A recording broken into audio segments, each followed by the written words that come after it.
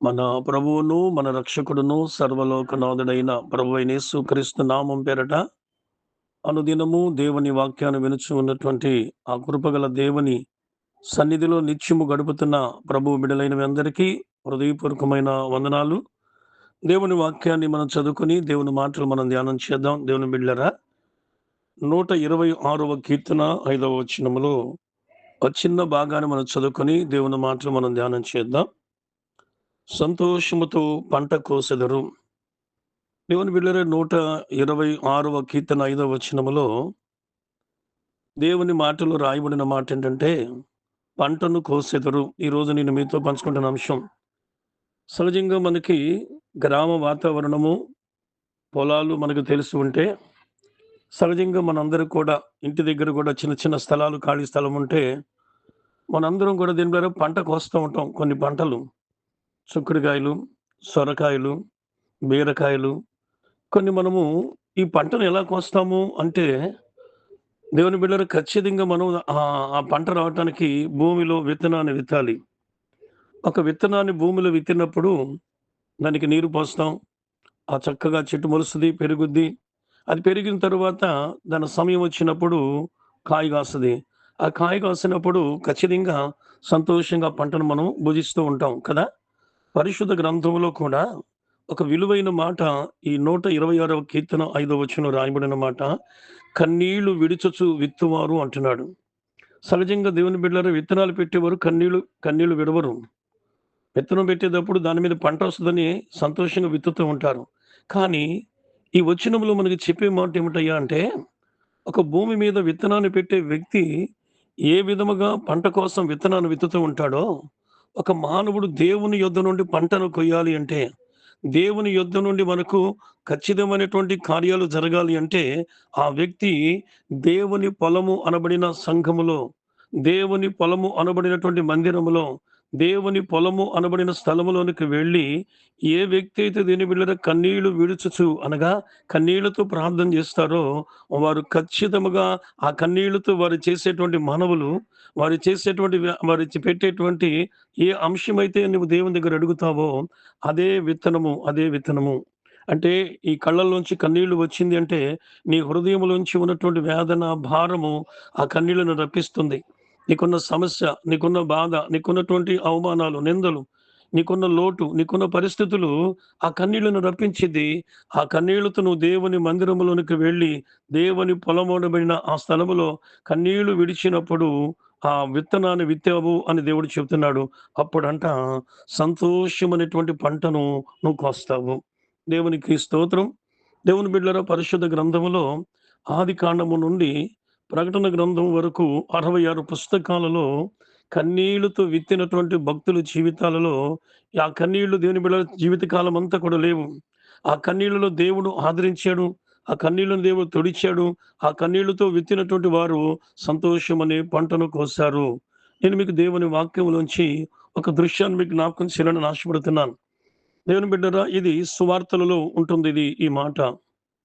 ఒక రోజున యేసు ప్రభువారిని సీమోను అనబడినటువంటి ఒక వ్యక్తి పరిసయ్యుడు యేసు ప్రభువారిని భోజనానికి ఇంటికి ఆహ్వానించాడు. యేసు ప్రభువారు ఆ ఇంటిలోనికి వెళ్ళాడు. ఆ ఇంటిలోనికి వెళ్ళినప్పుడు ఆ యేసయ్య ఆ ఇంటిలో విందు కోసం కూర్చున్నాడు. ఈలోగా ఆ ఊరిలో ఒక స్త్రీ ఆమె దగ్గరికొచ్చి, యేసయ్య దగ్గరికి వచ్చి, యేసయ్య వెనక భాగాలు ఉండి ఆమె అక్కడ నిలబడి ఉంది. ఈలోగా దేవుని బిడ్డలారా, సీమోను గారు యేసు ప్రభువారు అతిథిగా వచ్చున్నాడు, బోధకుడు కనుక ఆయన కొరకు భోజనం సిద్ధం చేయడానికి ఏర్పాట్లు ఉన్నాడు. ఈలోగా స్త్రీ ఎలా వచ్చిందో ఆమెకి సాక్ష్యం లేదు. ఆమె క్రియలు మంచివి కాదు. ఆమె అందరి చేత కూడా తృణీకరించబడినటువంటి స్త్రీ. అక్కడికొచ్చి నిలబడి ఆమె కన్నీళ్లు విడుచుచు యేసయ్య పాదాల మీద తన కన్నీళ్లు పడ్డాయి. దేవుని బిడ్డలారా, గమనించండి. కన్నీళ్లు విడుచుచు విత్తువాడు సంతోషమని పంటను కోస్తారు అని దేవుని వాక్యం చెప్పిన మాట ఎంత వాస్తవమో గమనిద్దాం. ఇప్పుడు యేసు ప్రభువారు అక్కడ ఆయన దగ్గర నిలబడినటువంటి స్త్రీ తన వెనక భాగం నుంచి కన్నీళ్లు విడుస్తూ ఉంది. ఆ కన్నీళ్లు యేసయ్య పాదాల మీద పడ్డాయి. దేవుని బిడ్డలారా, యేసుని విందుకు ఆహ్వానించినటువంటి సీమోను గారు తన హృదయంలో దుఃఖపడిపోతున్నాడు, వేదన పడిపోతున్నాడు. ఈయన నిజంగా ప్రవక్త అయ్యుంటే ఆయన వెనకాల ఉండి కన్నీళ్లు విడుస్తున్న వ్యక్తి ఎవరు? ఆమె మంచిది కాదు కదా! అందరి చేత ఆమె అవమానం పొందుతున్నటువంటి పాపం చేసిన పాపాత్మురాలు కదని తన లోపల ఎంతో మదన పడుతూ ఉంటే యేసు ప్రభువారు తనకు కథ చెప్పి ఆ కథలో ఎవరు ఎక్కువగా క్షమించారని ప్రభువు చెప్పినప్పుడు అతను అర్థం చేసుకుని జవాబు కరెక్ట్‌గా ఇచ్చాడు. ఈలోగా యేసయ్య అంటున్నాడు, "నీ ఇంటికి నేను వచ్చి చాలా సమయమైంది. నా కాళ్ళు కడుక్కోమని నీళ్ళివ్వలేదు."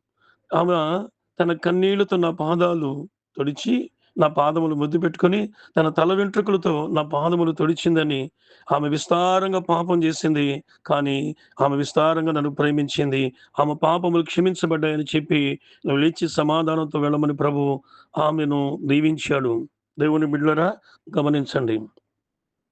ఆమెను పంపించాడు. సీమోను గారిని ప్రభువు వానికి పాఠాన్ని నేర్పాడు.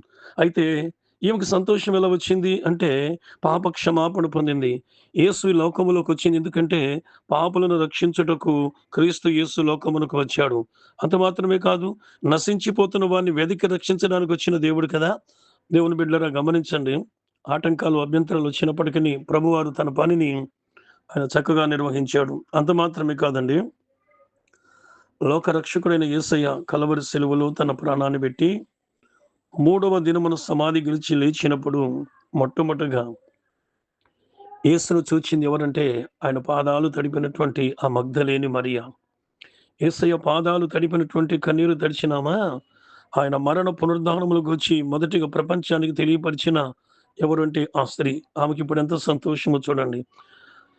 యేసు లేచాడు, యేసు పునరుద్ధానుడై లేచాడు అని ఆనాడు శిష్యులు ఆయన దగ్గరున్న వారు ఎవ్వరు ముందుగా వీళ్ళు చూడలేదు. కానీ ఆయన పునరుద్ధానుడై తిరిగి లేచాడని చెప్పిన మాట ఎవరో తెలుసా అండి?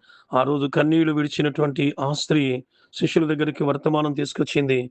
అంత మాత్రమే కాదు, ప్రభు అన్నాడు, "మరియా" అని పిలిచాడు, బలపరిచాడు. వాక్యం వింటున్న దేవుని బిడ్డలారా, కన్నీళ్లు విడిచేవారు, కన్నీళ్లతో విచ్చేవారు ఏమవుతారో తెలుసా అండి? సంతోషమని పంటకొస్తాం. ఆ రోజున యేసయ్య దగ్గరికి వెళ్ళిన పాప క్షమాపణ పొందింది. ఈరోజు నువ్వు ఏ విషయములో అయితే నువ్వు కన్నీళ్లు విడుచుతూ విత్తుతావో దేవుడు నీకు సమృద్ధైన పంటనిస్తాడు. ప్రార్థన. ప్రేమగల తండ్రి నీకు వందనాలు. ఈ వాక్యం వింటున్న వారి జీవితాలలో ఎందరైతే నాయన సంఘమనే పొలములో నాయనా నీ సన్నిధిని పొలములో కన్నీళ్లు విడుచుచున్నారో వారు విత్తుతున్న ప్రతి దానికి తగిన పంటను మీరిమ్మని యేసు నామమున అడుగుచున్నాం తండ్రి. ఆమేన్.